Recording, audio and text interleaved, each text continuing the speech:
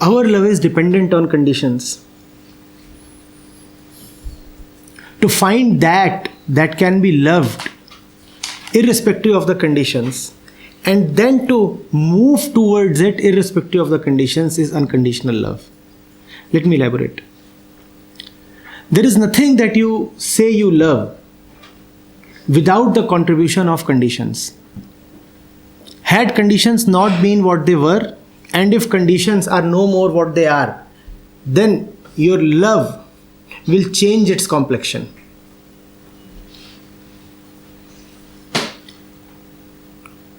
To put things straight, if you love a woman, and if conditions change, a very fundamental condition, she stops being a woman, your love would immediately stop. First of all, you loved a woman. What if she turns out to be a non-woman? The conditions have changed, the love has also changed. Is that not so? Our love is always a product of conditions and proceeds only as long as conditions remain favorable.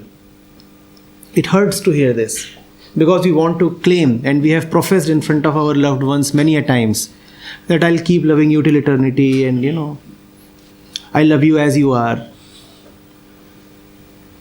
I love you whatever you will be.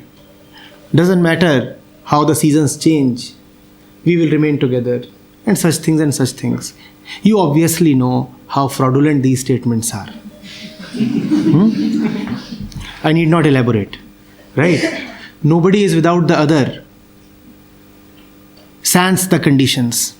Nobody is without the other without a purpose. Nobody is without the other without an interest, without an objective, without something to be achieved. The moment that purpose is totally defeated and frustrated and you are left hopeless, you drop the relationship. It is bound to happen. Otherwise, let me ask you, why does one drop the relationship even at death? What has changed? Don't you see even death is a condition? If you say my relationship is unconditional, then why does it end at death? Why do you go and exhume that body? Why do you go and totally get rid of the body?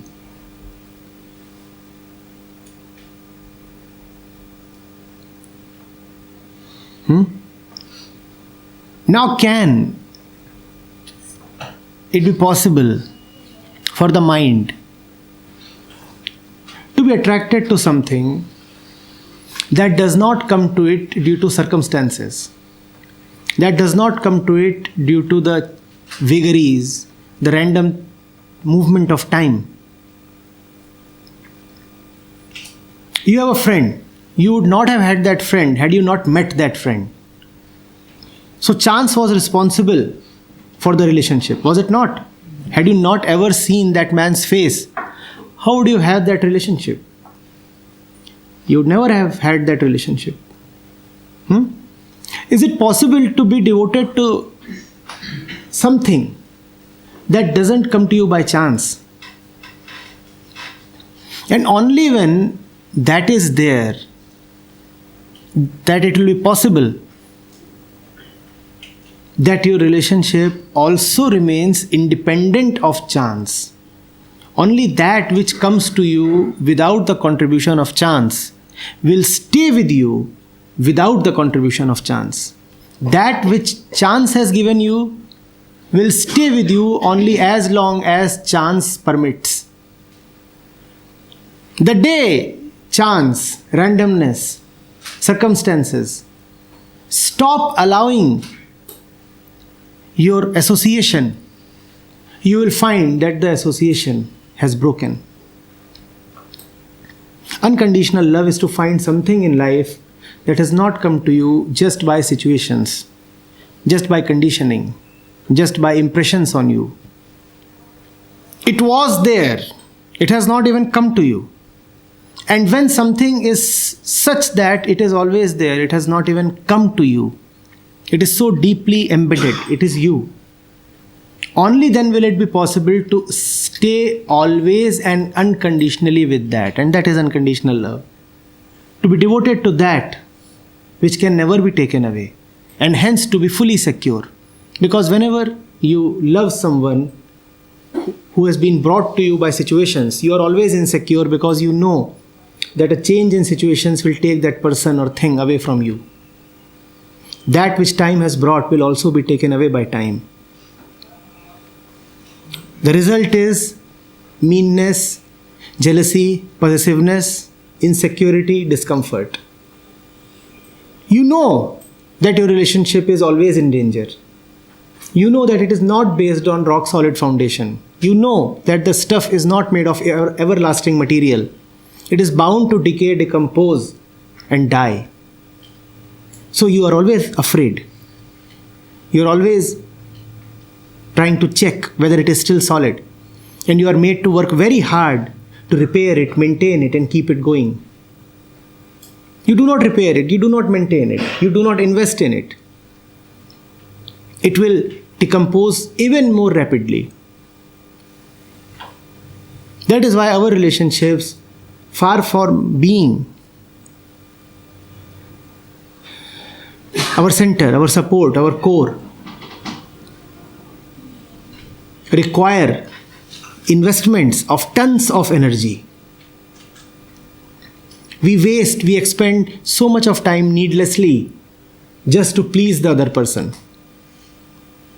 Why do you need to spend these 6 hours with the other person? So that she feels good.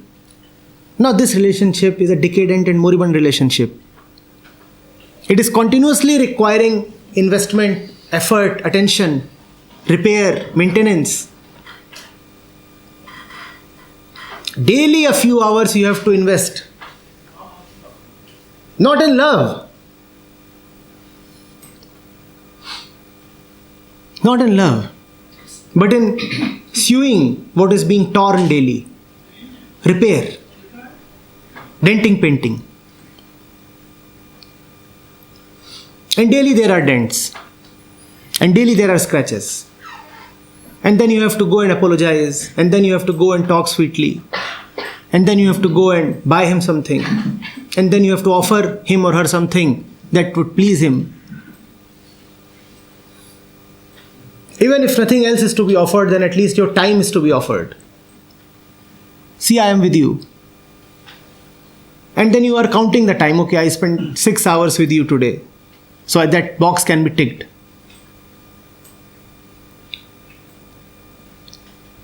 This is what is conditional love. Love will exist only as long as certain conditions are being maintained. The moment those conditions are not being maintained, love will go for a toss. Unconditional love says, doesn't matter what happens, it is there. Unfortunately, that cannot happen directly with a person. I leave it upon you to figure out what is it and how it can happen. That was my next question. Like, if it is from within, unconditional, so that means we can't love any person other person unconditionally. It is not in the chemistry of a human being to love another human being directly, unconditionally. This needs to be understood. No human being can endear himself so much to you that you love him unconditionally directly. But indirectly, your love with another human being can be unconditional. Listen to this. You are devoted to that which is timeless. The other one too is devoted to that which is timeless, movementless, differenceless. Now, are the two of you devoted to two different things? You are devoted to the same, to the one. And if two different persons are devoted unconditionally to the one, then in being unconditionally devoted to the same, to the one, to the common, they find that their relationship between each other is also now unconditional. Unconditional indirectly. Because they are not saying that we love each other indirectly. They are saying we love the one indirectly. We love the one unconditionally. It is the one that is primary. It is the one that we love unconditionally. But in loving that one unconditionally, we have also come upon loving each other unconditionally. Now, in this love towards each other, all conditions are gone but one. Just one final condition remains. And what is that condition? I will love you as long as you love that one. Now all other conditions are gone. Are you getting it? Isn't it conditional again? It is conditional again. But then that is the game of being a human being. As long as the body is there, the last condition still exists. Because the body itself is a condition. Yes? So, we are saying two things. One, unconditional love is not at all possible between two human beings. Unconditional love is also not possible between a human being and anything else. But unconditional love is possible indirectly between two human beings, and that is the only way. That is when both of them are devoted to the one. Is it possible to love the image of somebody? Yes, of course. In fact, not only is it possible, that is the only thing that is happening. So is there one consciousness in everybody, or is there different Consciousness is always different. Consciousness itself means differences. You are in love with that. He is also in love with that. And because both of you are in love with that, so indirectly both of you have come to love each other. Your primary purpose was not to love each other. Your primary purpose was to love that. But because you love him, so you also love everybody who is one with him.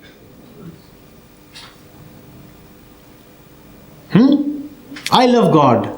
I love the whole humankind. No. That means. No. I'm not talking of that image. Nobody can love the whole humankind. I love God. And she is one with God. So indirectly, who have I started loving? I love God. And she is one with God. So indirectly, who do I start loving? Her. That is what I am calling as indirect unconditional love. That is possible. Now you are seeing her as God because she herself has dissolved and become one with God. Is this clear? This is vice versa. Vice versa, of course. Why not? So if you have some inclination, some nature, Inclinations? inclination or some nature or some hobby maybe.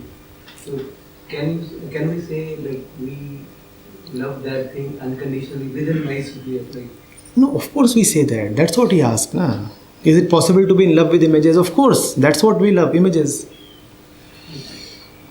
So you can say all these things. I am in love with my interests, my hobbies, my tastes. Will these tastes outlast time? And if they won't, then of course they are conditional. They will be there only as long as time allows. When something more attractive to you turns up, then you will give up these tastes. You are so fond of your t-shirt in the summer months. Where is that t-shirt today? It is just the change of seasons, and you have distanced yourself from that t-shirt. That is the quality of our conditional love. It is dictated by situations. When your hormones are on the rise, then see what all you start loving. And when the hormones wane, then the same things appear stupid. You are dumb. You are a bimbo. And she used to look like an angel. That was testosterone.